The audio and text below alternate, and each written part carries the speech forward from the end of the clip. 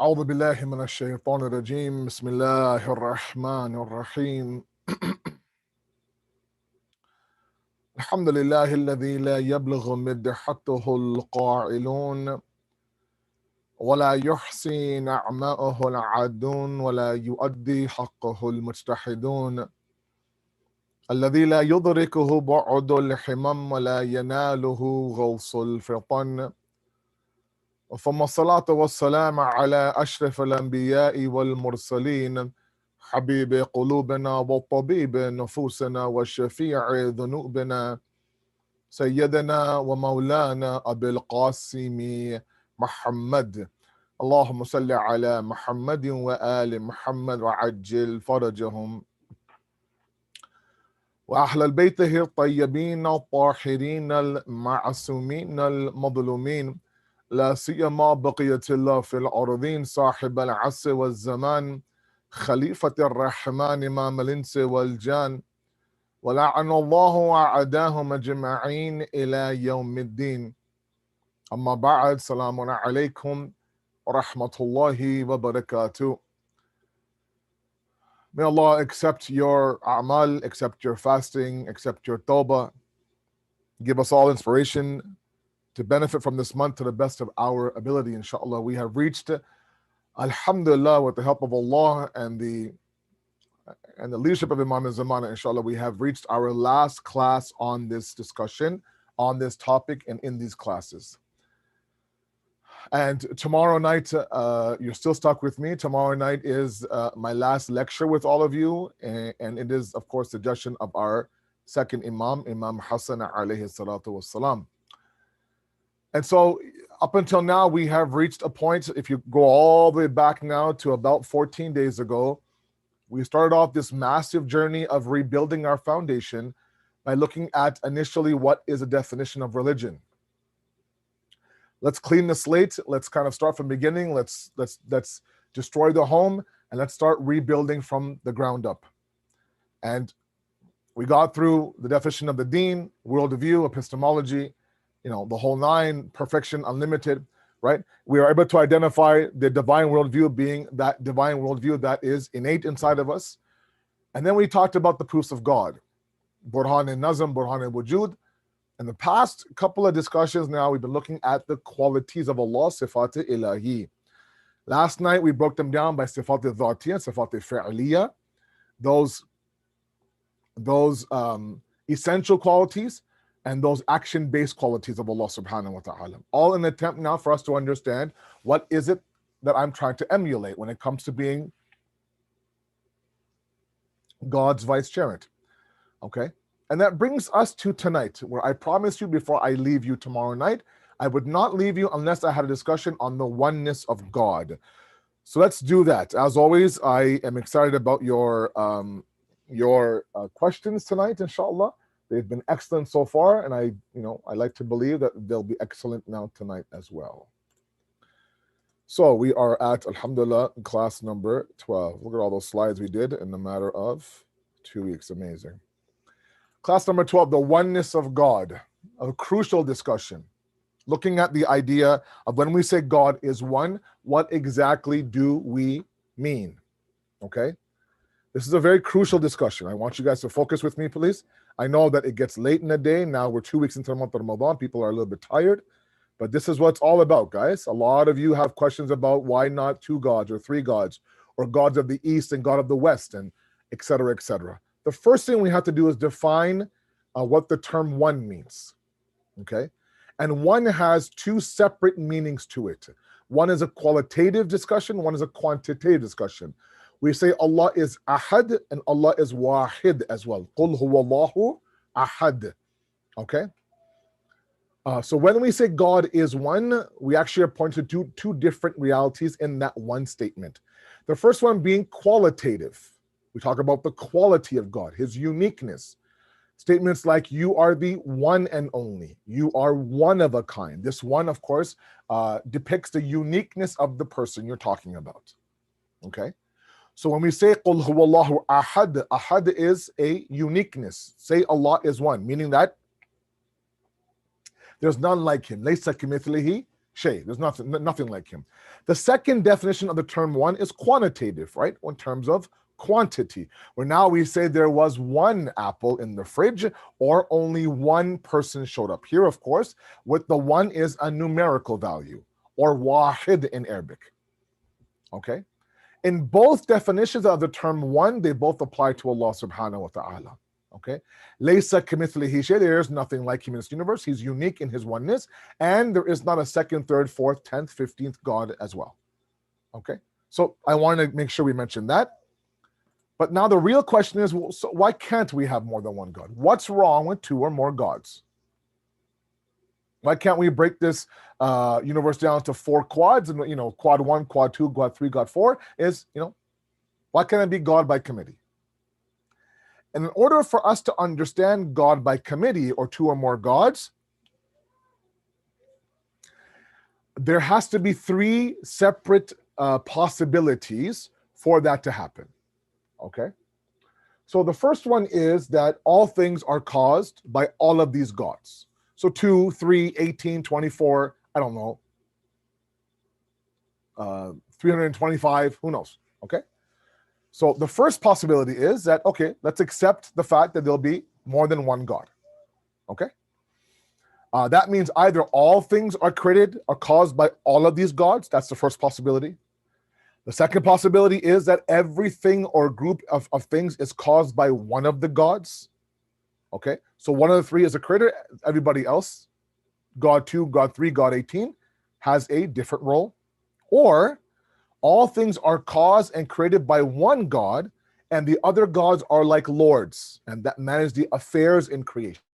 Okay, the likes of Pharaoh, the likes of Queen Sheba, Queen Bilqis, these were people that, yes, they worshipped idols, they worshipped themselves, but they believed in one Lord. One God, but they believed themselves to be a lord of that God, meaning that, God is up there in the heavens now, overlooking, like he is the CEO of the company, but the management here, the regional manager here, the team lead here, those are all different people. So Fir'aun believed that this one God does not do everything, meaning stripping him of his lordship, right? Stripping God of his rububiyah. I am the Lord of the gods. So basically, how it's believed by the likes of Pharaoh and others is that God that we know it with the capital G, Allah, is the God of all the gods. Okay, that's what number 3 means. Why can't we have that? A big God and then small minor gods. Okay, so the CEO of the company, and then a regional manager, and then a local manager, and then a team manager, and all these things. Okay, all of course prescribing to the same vision of the company, right? So these are the 3 that I think are. This is not my knowledge, of course. Agha Misbah Yazdi, Marhum Agha Misbah Yazdi had mentioned this. These are 3 that are the 3 possibilities. Let's look at these 3 now separately. Okay, so let's respond to the possibilities. The first one was that everything is created by all the gods. Let's imagine that for a moment. Now everything you guys have learned. You guys have worked very hard in trying to retain, understand, digest the things that I'm throwing at you. I threw a lot at you guys in the past 12 classes. All this stuff is first, second year Hausa material. Okay, it's not easy. My youngsters, my elders alike, 1,000 salams to you for trying to understand that. Now it's, this is where it culminates. This is where now it all comes together. Okay. If all things were caused by all of these gods. So I have, me, Asad Jafri, I have all of the gods as my creator. Okay? So if there are, let's say, 7 gods in this universe, I have 7 different creators. They all had a part in creating me. If all things were caused by all these gods together, each god would be the cause for the effect or thing in question. So I one effect, I have multiple causes. Okay? Multiple causes. And that would mean that a single existence, me, would be a number of different things, because the effect is a reflection of the cause. One more time. A single existence would become the effect of multiple causes, which means there'll be multiple versions of me reflecting my multiple causes, because each cause has its own path now towards existence. Each cause, each cause produces its own effect. Okay? Think about one instance in this world that is an effect. If there are multiple causes, they all play a various role in that effect. So in essence, what ends up happening is that I now become Asad 1.0, Asad 8.8, Asad 2.0, Asad 14.6, and I become multiple versions of myself. But the reality is that I look around, open your eyes, we are nothing but a single existence.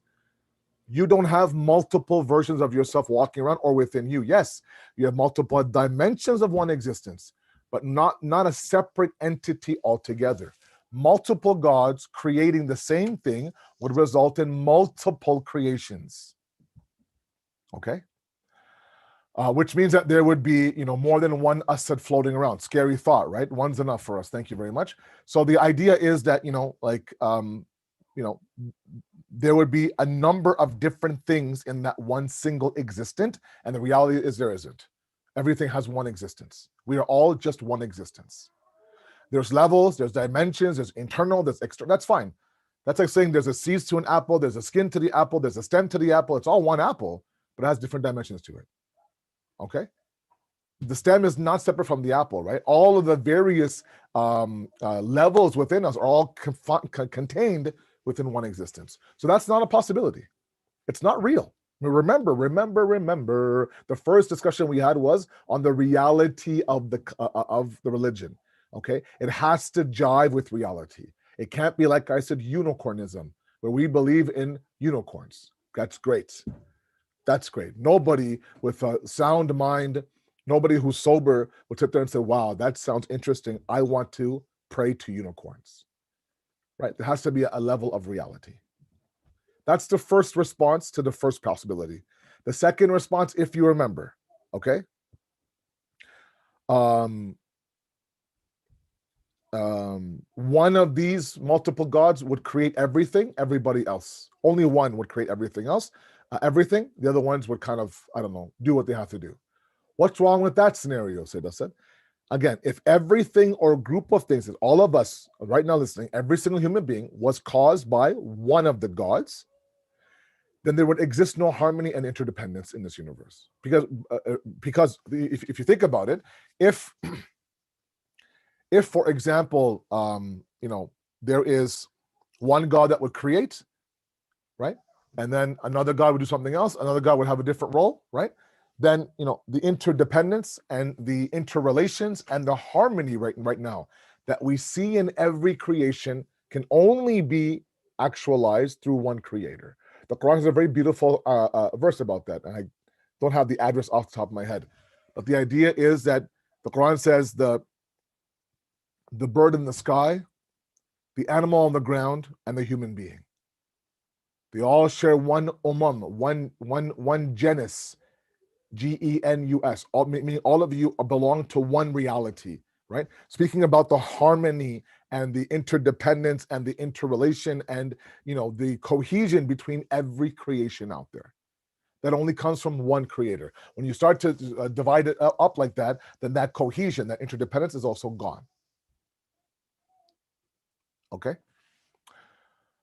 The third response was the fact, what about the God of all gods scenario? So God is the master God, then small lords in this world. Okay, like Pharaoh is one lord, the Queen of Sheba is one lord, Namrud is one lord, Saddam is one lord, those kind of things. Okay, what's wrong with that? A hierarchy, a sort of like a corporate structure, right? Like an org chart almost of corporate God. God being the CEO and the chairman of the board, and then he has his people who report back to him. If all things were caused by one God and the other gods were lords that managed the affairs in creation, then that God and lordship would be independent of each other. Understand now, yesterday's talk is a beautiful segue, a beautiful connection to today's talk. We talked about the fact that Allah's attributes and his essence and his sifat, his essence and his attributes are one. Remember the sugar example, guys. Sugar and sweetness are one. Okay? If you take out the sweetness from sugar, the sugar will no longer be there. By doing the God of all gods scenario, that you're the God, we are your lords, or you're the big G God, we're the small G gods, then what we're doing is that fine, Allah created us, caused us, but his rububiyah, his tarbiyat, him being a murabbi, him being a bestower, all that is now independent of him, external of him. Essentially what the Hindus have done, right? The Hindus believe in one God, guys. It's not like that. But they believe that the qualities of that one God have to now be personified as a separate God. The God of rain, the God of mercy, the God of love, the God of money. All those things are now independent from that God. Or that they have a standalone level of authority for your dua, for your prayer, for your worship. Okay? And we said that that's not possible in the eyes of Allah. Otherwise, what ends up happening is that there is dependence. And there can't be dependence in the wajib al-wujud. The very first quality of the necessary existence was that he is independent of everything else. Has to be. The moment there's dependence, then he becomes contingent. That I am now existing depending on the fact that these two or three things also exist alongside me. If these things don't exist, I no longer exist. He goes from being the wajib to the contingent. I'll exist, but I'll exist so long as everything exists. We exist so long as God does. If God one day was to cease to exist, we would no longer be there. Okay, guys? So the idea here is that when you separate the qualities from, in this case, we're separating the lordship of God from God and giving it to somebody else. Now what you're doing is that you're saying, look, I cannot survive without my lordship. My lordship is a part of me. Okay? And sorry, that's my kids up there. I apologize. That's my God is part of my lordship. My lordship is part of my God. I can't separate. When you separate now, I either will cease to exist or I will do what? I become now contingent. My existence is dependent on the things outside of me. Okay? I hope that makes sense to all of you. Okay, now let's look at it through a little bit of another angle. Okay, and I really need you guys to focus on this one. I wish I was in front of you, but I'm not. I'm really relying on my PowerPoint and on the virtual setup. So, what makes two gods two? Odd question, right? Hear me out and humor me for a moment. This is the equation. 1 + 1 = 2. Is that right? Absolutely, it's correct. Good boy, Asad. It's right. 1 + 1 = 2. Excellent. The other question, 1 + blank = 2. Is that correct? That is wrong. I'm sorry. 1 + blank does not equal 2. Okay. What about blank + 1? Does that equal 2? That's also wrong. So, in order for me to get to 2, I have to have 1 and 1. In order for me to get to 2, in order for the right side of the equation to be true, like what right now, what do we want? We want multiple gods. What's wrong, Asad Bhai, with having 2 gods? Okay, fine. So right now your equation is equals 2. Something equals 2. I want that 2, right? I want those 2 gods. Okay, fine. Let's give you 2 gods. What needs to happen for those 2 gods to now become a reality? And based on my very, my high level equations there, the only one that will fit is the first one. In order for me to have 2 gods, I must have 2 gods. You need 1 and 1. Okay? 1 and 1. Hopefully you can see myself on your upper right corner right now. 1 and 1. Okay? If you take 1 away, you won't get what you want. Right? You'll have 1 then. What makes 2 2 are these 2. Look, you're walking down, I don't know, you're at someone's house for dinner, you and your spouse, okay? And you and your spouse are, you're really like, you guys are like really like coming across like a great, great couple. You're laughing, you're in tune, you're vibing, you're doing very well, blah blah blah, this and that, right? Um, um, and then somebody says, "Wow, you two are a great couple. You two are a great couple." The fact that they used the word couple was only because there was two of you. Okay, if you went by yourself to some dinner date or dinner date or dinner invite, sorry, and again, you were like, great conversation, cracking a few good jokes. The jokes really stuck. People were laughing, this and that, and they would say, "Wow, you know what? You're a great couple." You're like, do you like? Are you calling me fat? Like, I like what? I'm a single person. Why would you call me a couple? What makes me a couple is that there has to be a second person beside me. Okay, please try to understand what I'm trying to do here. In order for two to be a reality, you need one and one. Okay, one depends on another one for two to be reality. Equation 2 and 3 in front of you are not right equations. So one standalone can never be two. Okay, I know.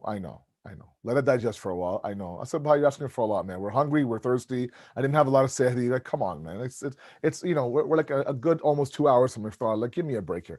1 + 1 = 2. One depends on another one for two to be a reality. Which means what? That there is dependence on each of the gods before the equation even occurs.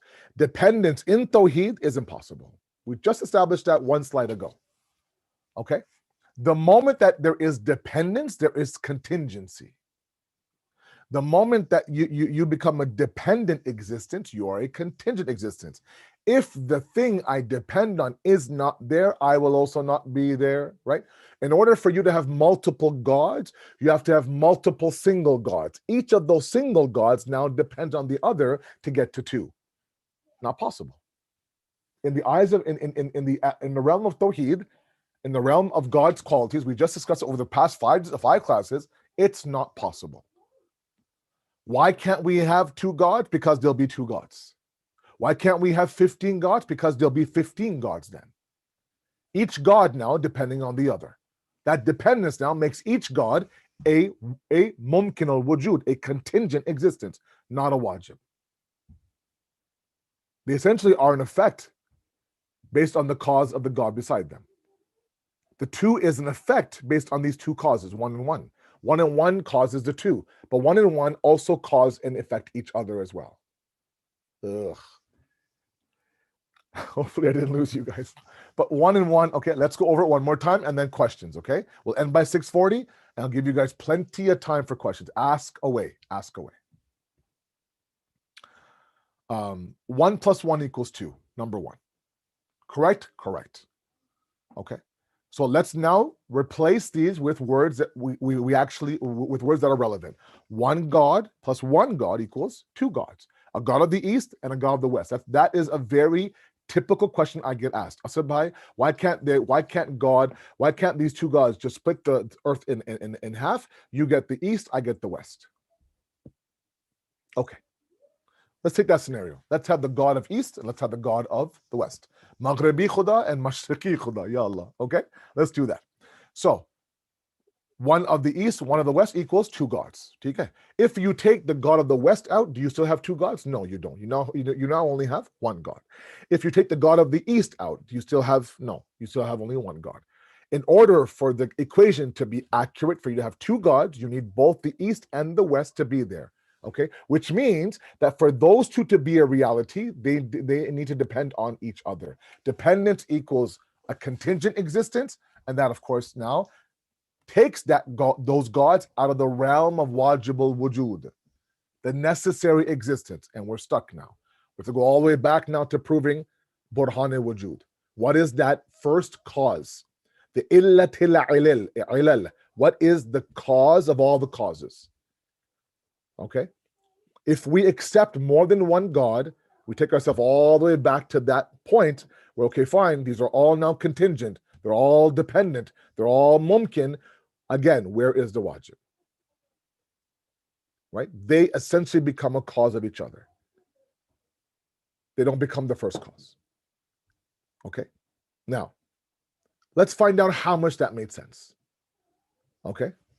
So I'm going to stop my share there, and I'm going to open up some questions. I know there are some really nice questions waiting for me, and I don't want to rush through them. I feel like I'm rushing through my questions. I want to give it a good 22 minutes for it to happen. Okay? So hopefully that made sense to all of you. Let's stop there, and let's open the floor for any questions, inshallah, if Mutahar Bhai is there. Assalamu alaikum. Alaikum salam rahmatullah. Okay, let's see here. On your phone again? Yes, Mara, I'm going to try to get on the video in a sec. No problem. No If problem. we can. Can you hear me clearly, though? I can hear you clearly, yes, sir. Yeah. Okay, let's see here. All right, so let's see if you have any question on main group here. Okay, so let's start with the youth question first. Sure. And the question is, can God make another God? For example, making another being that has the same amount of power as him. Again, remember yesterday's talk on Qudrat, right? On Qudrat. We asked that question, right? Is the question, can God make so and so? Can God make such and such? And the answer was that God can do anything he wants to. The question is, would he? Will he? A lot of things, all of us, we can do a lot. We can do things, but would we is the question, right? Like, are we able to do things that will hurt us? Sure, we can. I can walk into a brick wall at full speed. I can run into, I don't know, I can trip over something. I can sit there, I can take a knife and cut my hand on purpose. Can I do it? Of course I can do that. Will I? No, I won't. Right? Why? It's not wise. It's not very smart. And the wisdom now comes in and says, whoa, Mr. Power, I know you can sit there and scar me, but I don't want you to. So would God, can God create another God? Sure he can. Would he? No, he wouldn't. For reasons we discussed today, inshallah. So remember, his power and his wisdom, his qudrat and his hikmat go hand in hand. Okay? And always take it back to you guys if you guys can, right? We don't do everything we can do because our wisdom says don't do everything. Right? And you know, that's the criteria, is the wisdom. Great, thank you, Mama. So this is a very good question by our youngster. Let's see here. So he sent me this question this afternoon, Maulana. Excellent question, I think. So it says, what determines how and to what severity a person is tested? Across the globe, we see people facing compounded challenges and are often ill-equipped to face those difficulties. How do I rationalize that as a person who is privileged and has not been challenged to that level? That is oppression, war, etc. Right. So that's a great question. So first of all, let's let me spend a little bit of time on this for a second. Number one, and I really hope this youth is listening right now. But number one is that we have preconceived notions of what a test is. Okay. So we've already predefined a test and a hardship to be physical. Okay. War, hunger, oppression, fear, loss of life, I don't know, loss of wealth, loss of property. No doubt we live the privileged life in the West. No doubt that perhaps on paper, there really is no comparison. Right now, the situation in India is very bleak, and we are sitting in the West very, very comfortable. And you know, I'm not saying that what I'm going through is possibly worse than what the people, let's say, in Bangalore right now are going through, where there's a lockdown and there is, 300,000 cases of COVID a day. After 3 days, that's 1 million people will be affected of COVID, right? So I'm not saying that, but what I am saying is that let's not simply assume that the way that God tests people is through famine and war and bloodshed. Okay. There are people who sometimes are tested with wealth. There are sometimes people who are tested with blessings. There are those people who where their iman is tested. I'll give you a very simple a simple story from Nabi Sulaiman's life. Okay, Nabi Sulaiman was preaching about God, oneness of God, oneness of God, oneness of God. There's a young man now who approaches Nabi Sulaiman and says, "Look, prophet of God, I am a wealthy young man. I run a very successful business. I pray to God, I follow him to the best of my ability, but I also sin.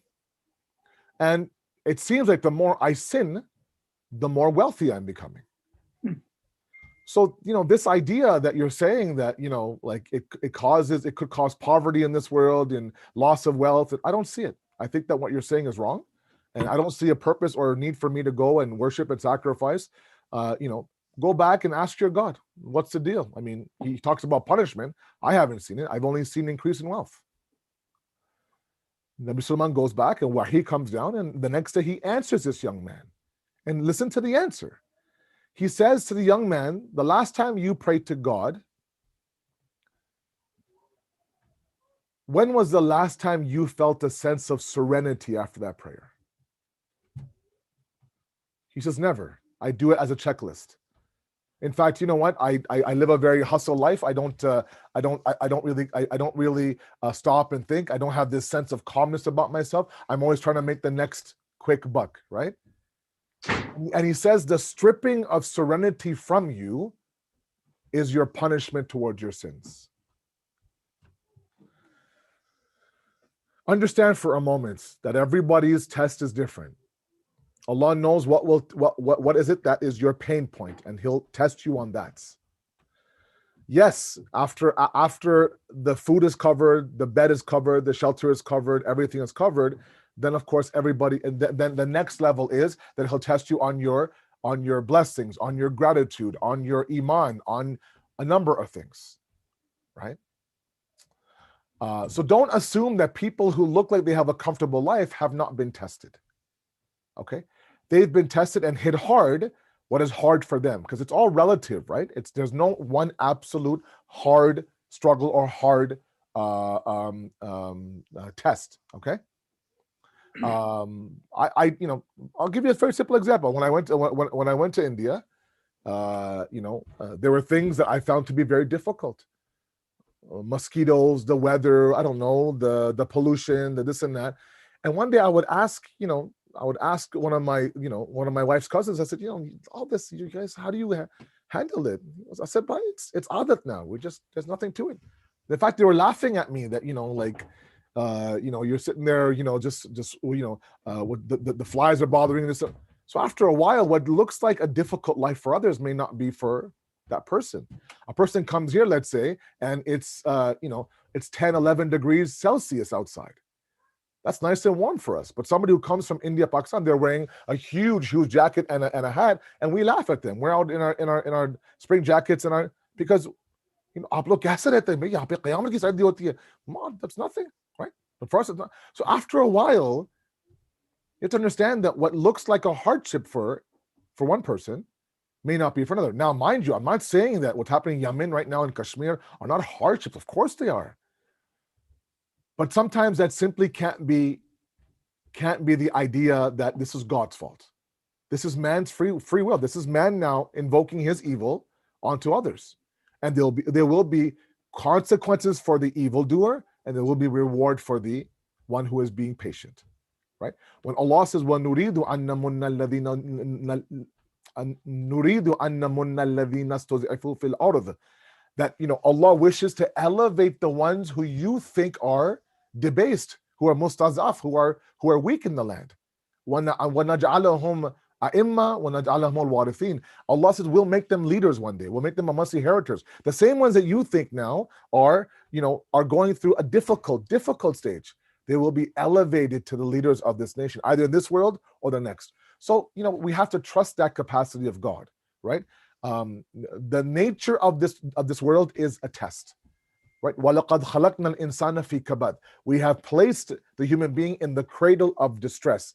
Everyone's distress is different, and that's the hikmah of God. The same way, me as a parent, I know of my 3 kids which situation distresses them the most.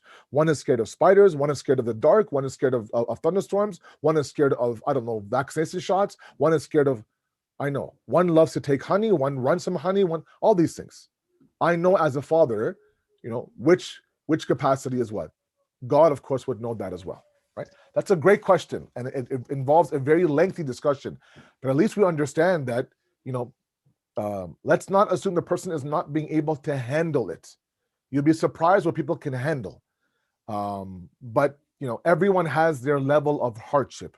Allah determines that sometimes by a number of factors, but not everything is God's fault. God's given that free will, like I said before, to man, and part of that is the possibility that man might use that free will for evil, and that's why we have judgment and consequence and accountability. Hope that makes sense. Thank you, Maulana. So I'm so happy you're getting questions from our youth, Maulana. That's awesome. Yeah, so next, another youth question here is that, since on the same line actually, since God gave many different people different types of tests in life, how would we know if we fulfilled our test and passed it? Yeah. And also, how do we get tested in the hereafter if this life is considered the test? Okay, that's a great question. So, how do I know that I have fulfilled that test? Yeah. May God bless the companions of the Imams and those who would ask questions upon questions upon questions. It makes our life a lot easier. The exact same question was asked to Imam Ali alayhi salatu wassalam. Allahumma salli ala Muhammad wa ala Muhammad. How do I know that this is a test from God or a bala from shaitan? How do I know that I have succeeded in that test? The way that Imam Ali answers this question is brilliant. He says you won't know before the test, which means that you have to go through the test. Okay. There's no avoiding the test. That's the one thing. Like, there was never any sugar coating from the Quran or the Imams or the Prophets.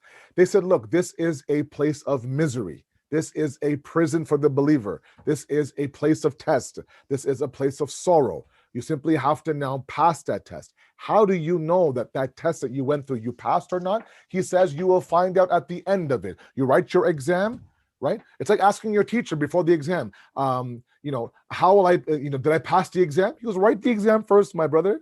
Let's write the exam and then I'll mark it, right? So let's go through the test.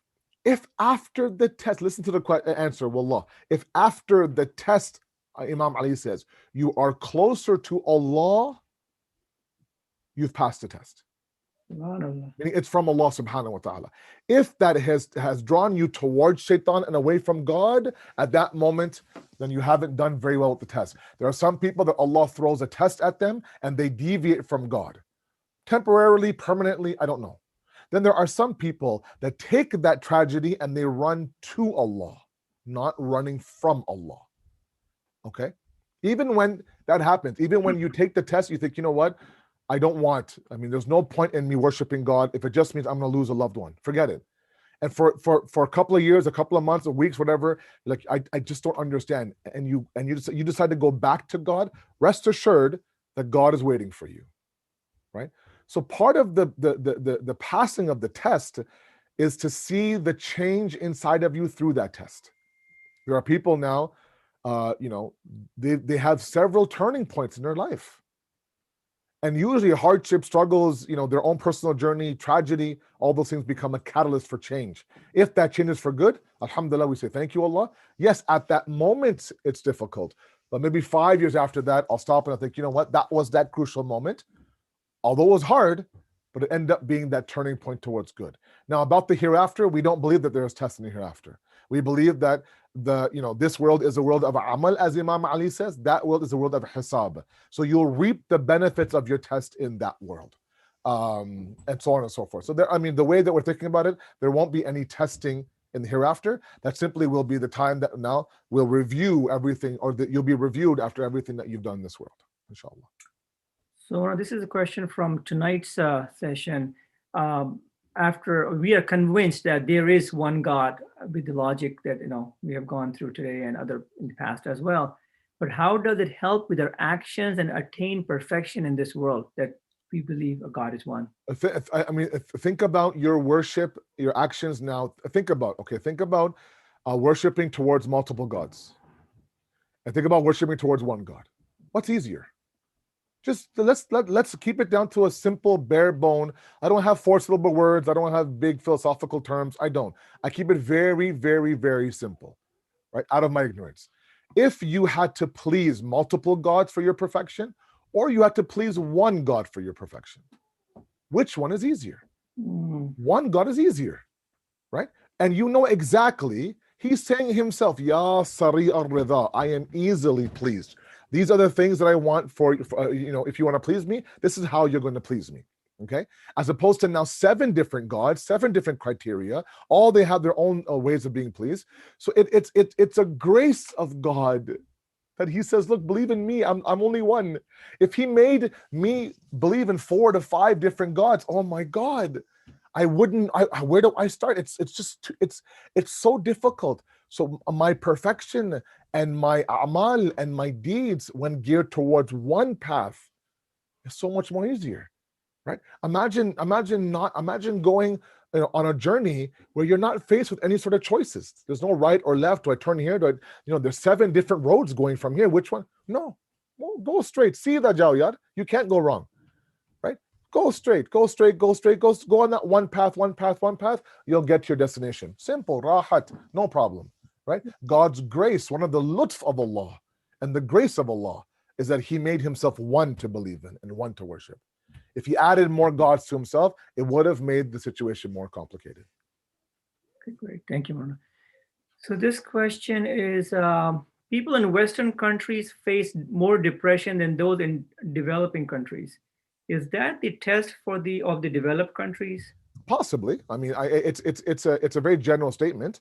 I don't know how one measures the anxiety level of the West versus the East. But like I said, different people have a different capacity for test. Oftentimes the saying is that the faqir and the miskin and the poor, they sleep very well at night, right? And the rich and the wealthy are tossing and turning and tossing and turning, right? Because the poor and the faqir thinks, okay, inshallah, kal jo hai umeed hai, right? Tomorrow, inshallah, there's hope for a better tomorrow. Whereas the rich now says, oh my God, please don't make me lose my wealth, lose my wealth, lose my wealth, right? It's like the guy who puts his money under his pillow, and every 3 minutes in the night, he picks up his pillow. Okay, still there. Okay, still there. Okay, there's no sleep, right? He's worried about the money being gone or somebody stealing it, or same idea, right? So, I don't know how you measure that, but possibly one area of test in this Western world is this idea to constantly kind of keep up with the Joneses and be relevant and be visible, and glamorization of everything that you do, and trying to adopt social norms that are very abnormal for Islam, trying to be accepted, seen as beautiful, seen as faithful, not being judged. Those things play with your psyche, and after a while they really, really kind of bring you down. So yeah, possibly one could say that one area of tests for those in the West, at least, is this need to kind of keep up with the Western lifestyle. But nowadays it's a global village, right? I mean, you go to India, Pakistan, it's no different there. It's no different there. Great. Another youth question, Maulana. Mashallah, we have a few minutes, so we're doing good today. This pandemic has been a very big test for us. So how can we learn to be more patient during the pandemic, since many of us have been isolated in our homes, and how can we be more patient with our families who are we home with? So I think sometimes again, when you are faced to isolate, when you're faced to go inwards, when all those other distractions outside of you are no longer there, you really are forced to look inwards. As a family unit now, you're forced to look inward. As an individual, I've had so many couples tell me, for the first time, I think in 5-10 years, my husband and I, my wife and I actually talked about our issues. Because we're not running around with this absurd social calendar. Have to fulfill that. This weekend we're going here. Kisi ke amin, kisi ke barisi, so many things happening, right? And now that's all on a lockdown, right? Now we're kind of forced to look inwards. And beside me, in front of me, behind me, to my left, to my right, is my family, right? That center now is my home, right? So sometimes, God says, look, if you guys aren't going to find the time to communicate, I'll find you time to communicate. Put you in a room, shut off the whole world, and just you and your spouse, or you and your kids, or you and yourself, right? There is a lot of beauty in that. In the opening month of the pandemic last year, I had a program with the Dallas community called The Beauty of Seclusion, and talked about the fact that sometimes the Prophet of Allah would escape the madness, go up to the cave of Hira, go out to the Bayaban and the and the outskirts of Mecca, and just kind of reset and re-energize and kind of contemplate and refocus, and then he would merge his way back into the Meccan society. And oftentimes people would say, how is it that he wasn't affected by idol worshiping? Why is it that he wasn't a Buddha parast?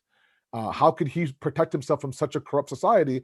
It was these moments of seclusion that would allow him to kind of, right? We've had a lot of seclusion, and part of it is to work on yourself. So if you find yourself to be impatient with your family, now's the time to really tackle that emotion, right?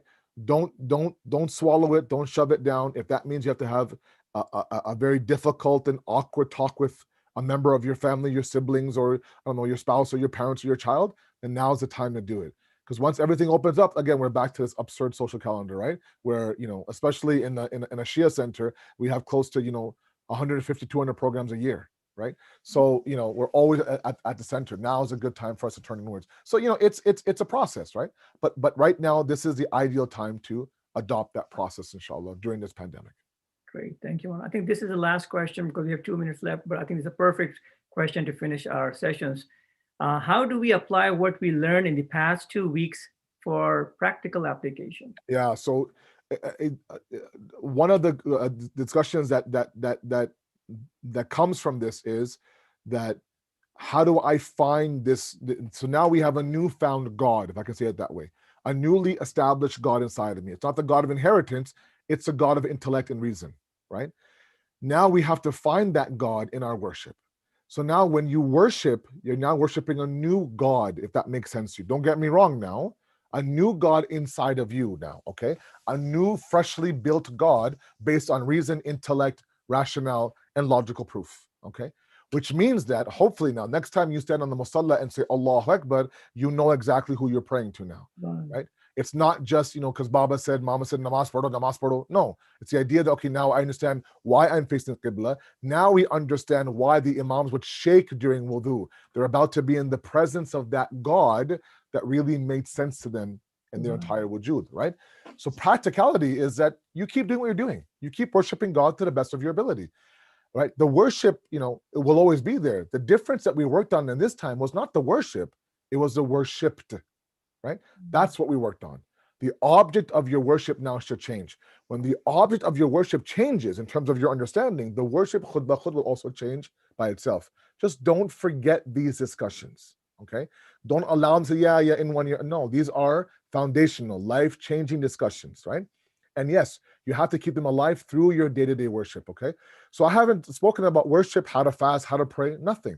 But what we did talk about was the object of your worship, not the abd, but the Mawla, not the ibadat, but the ma'bud, right? Not the worship, but the worshipped.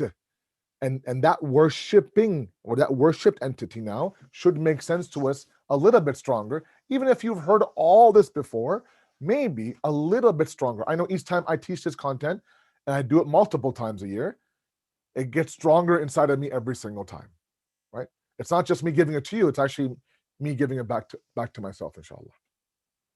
Oh, that was excellent, Maulana. Thank you so much for all these classes. It was amazing. Last 2 weeks, the response we got from the community was amazing, and they were so happy. Inshallah, I'll tomorrow being my last discussion, I will, just in the beginning, inshallah, I'll address that, how I saw the past 2 weeks and my debriefing, all that. But inshallah, that's tomorrow, inshallah. Inshallah. Thank you so much, Maulana. Thank you. Really appreciate it. Inshallah, so we'll see you tomorrow at 6 o'clock. Thank you. Assalamu alaikum wa rahmatullah.